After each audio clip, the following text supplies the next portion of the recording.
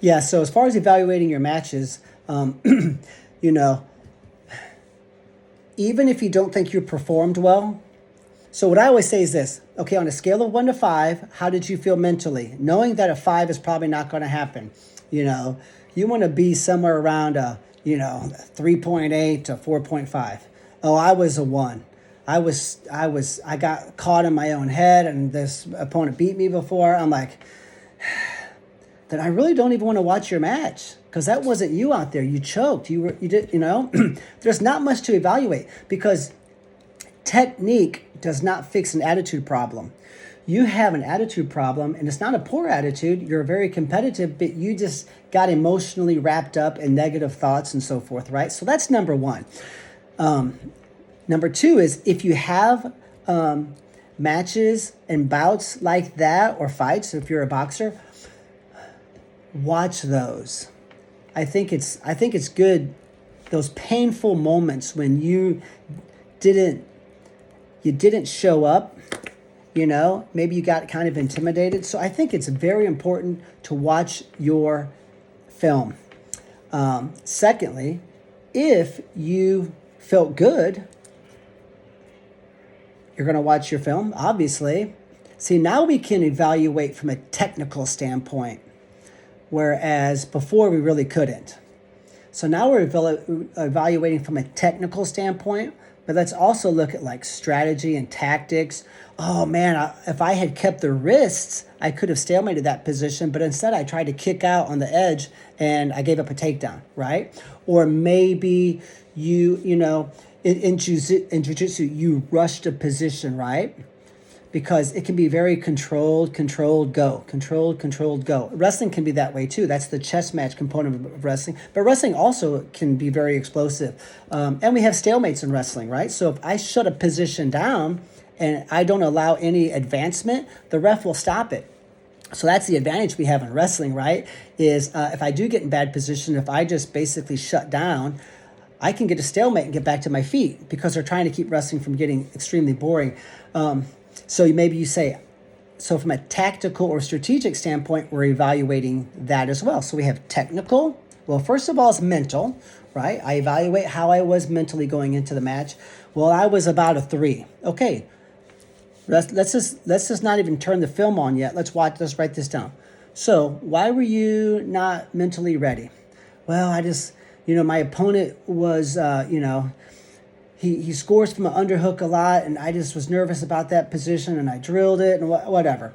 Okay, so maybe would it be a good idea next time? The quarters were last night. The semis were this morning at 10:30. Don't you think you could have grabbed me last night, and we could have just, in the hotel room, drilled the hell out of this position? How to head block and seal off an underhook, 2 best ways to counter it. The number one stalemate from an underhook. If we could have drilled 50 reps of that, now the underhook that your opponent utilized last time, that scariness is gone. See, it's like studying for a test. If I studied for this match a little bit, I can calm my nerves a little bit. Now, does that mean I'm 100% guaranteeing that I'm going to win this match or dominate? No, but I feel better. So, okay, what else had you concerned about this match? Well, there were 2 other things. Okay, well, I'm going to write those down. Well, you could have done this, or you could have done that. Or, you get my point. So we look at our mental game, we call it. How could I have fixed that going in? Okay. Now, if you were like a 1 or a 2, we don't even want to watch your match. This is stupid. Let's just worry about the mental side of it. Okay, so this next match, you won by 1 point in overtime. Okay, good. You were like a 3.2 mentally. Okay, we're going to watch the match because you were doing good mentally. Or maybe they say but you know what? By the 3rd period, I was firing. But those first 2 periods, I just really I wasn't there. I was apprehensive. I was still nervous. I was thinking too much. Okay, good. So we evaluate your mindset and we discuss and counsel. See, I like to be a counselor. Every coach wants to be a motivated. Dude, we're already motivated, okay? It's counseling and questions and answers and picking this athlete's brain. Okay, so now we work through the mental game. Okay, so we got those three areas of concern. Next time, like, man, this was good. I feel really good. I wish I had that. I wish I had talked to you yesterday. And I'm like, yeah, don't suffer in silence. Come and find me. Okay, so good. Now there's your evaluation of that. So now let's watch the match. And so when we're watching the match, we're kind of thinking about, there's a column over here, the strategic or the tactical side. Whoa. See, you should have stalemated that position. Hey, don't try to kick out from there. You gave up 2. Now you still won, but man, just think about if you didn't give up that takedown, because they had a 55-second of riding time also. So, I mean, not only did they take 2 points from you, but they controlled, 18%, 17% of the 6-minute match. Okay, they rode you, and that took some wind out of your sails. Okay, yeah, you're right. I'm gonna make sure I stalemate that position next time. Okay, so when you watch this stuff with your eyes and we're coaching through it, next time you get in that position, you're not gonna try to kick out. You're gonna stalemate it, right? Okay, so strategy and tactics. So we have that column, and then the third column would be technical. So we like to, hey, from a technique standpoint, this is just kind of broad, right? Broad for like just basic video evaluation. How did I score? How did I almost score? How did my opponent score? How did my opponent almost score? So if I scored with a near arm far leg, okay, how did I do that? I was thumb blocking, I was giving ground. Okay, dude, that's good. Maybe have you hit that in other matches? Not much, but man, it worked against that guy. So, hey, maybe you should write this down. Maybe you should practice that setup, because when I watched it, there was a lot of finesse there. You're a tremendous athlete. There was a great level change, a great direction change. Maybe giving ground can be a setup that you utilize more. Okay, good. Oh, here's a cradle counter. Or, hey, when you were stood up and you couldn't break the lock, you allowed their lock to stay on your belt buckle. You got to rotate your hips. You got to put their lock on your hip bone. Now you can fight the lock. You would have gotten your escape there. Oh, okay, write that down. So, we look at how we scored and how we can maybe do better. Or next time when you give ground, you really threw your head out of position, right? You want to try to keep your chin over your sternum a little bit. We're not swinging our head. Okay. When you got to your feet, how did I almost score? Well, I got to my feet 4 times, but I never got an escape. Okay, so I almost scored from my stand-up. So is getting to my feet a problem? No. Securing the escape is my problem. So see, now you can't say, oh, I couldn't get away. Well, that's too broad. I can't get away. What the hell does that mean? So when we write our column down, we're saying, how did I almost score?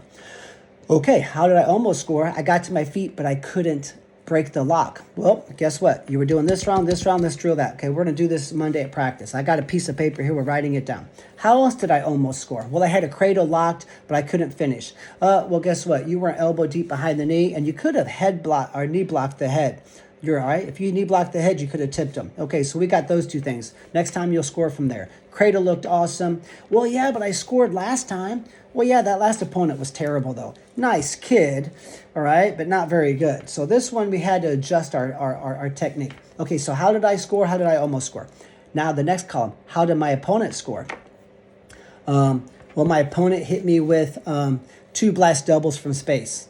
Okay, we got to circle to the back leg, take their athleticism away, close the gap, and get hands-on. Let's drill that. Okay, next time you wrestle them, if they're from space, you got to touch them out like a football player in a football stance, whatever the hell it is on the line. They get down, they bend over, right? I don't know anything about football. I just know the big guys touch the mat, right, or touch the turf. So now you're in a football stance, and if you're from space, now we're going to circle to the back leg. So how does that work? Good. How else did your opponent score? Okay, you get the idea. How did your opponent almost score? Okay, so maybe our opponent, almost scored a tilt twice. Okay, so let's work our 2 tilt counters, all right? We're going to elbow dig. We're going to pull the lock to our armpit. Also, let's work on not giving up a cross wrist to begin with. See, so now when I say my opponent almost scored with a tilt twice, instead of saying, oh, I couldn't get up, well, that's too big. That's too broad. My opponent almost scored with a cross wrist. I've got 2 tilt counters that we're going to drill Monday. And let's work on not giving up our wrist in the first place, right? So now we're going to go to our, tug of war position, right? Which this is a term I made up. There's not a wrestling guy that knows what the hell that is, but it's a position on bottom. I kind of made up a name for it. But from a jiu-jitsu standpoint, this works for you as well. It works for any combative sport. And it's a good way to kind of hyper focus on some detailed video evaluation. So that's how we do it. And that's how I suggest my athletes do it. And the last thing I'll say is for you as a coach, people say, hey, can you watch my video? I'm like, you watch it first and you give me this piece of paper, which has all those columns on it that I said. And they give me that because I want you to watch it first and give me your evaluation. And if they give me a piece of paper that says I couldn't get off bottom, I'm like, go watch the match again. I'm not going to deal with this because I don't want to watch your match. Now, I can probably watch a match a hell of a lot better than you can. But there comes a time when you say, I've been wrestling year-round for 7 years. I've been in Nick's Academy, and I travel the nation, and I'm ranked number 8 in America, and I'm getting calls from, Ohio State or whatever. You're going to get to a point when you can evaluate your matches pretty darn well. So there's got to be a system in place. And from a jiu-jitsu standpoint, it'll work just exactly the same. And so now you're making your athletes take some ownership of their career. And that's how we do it. It's a pretty nice little system, isn't it?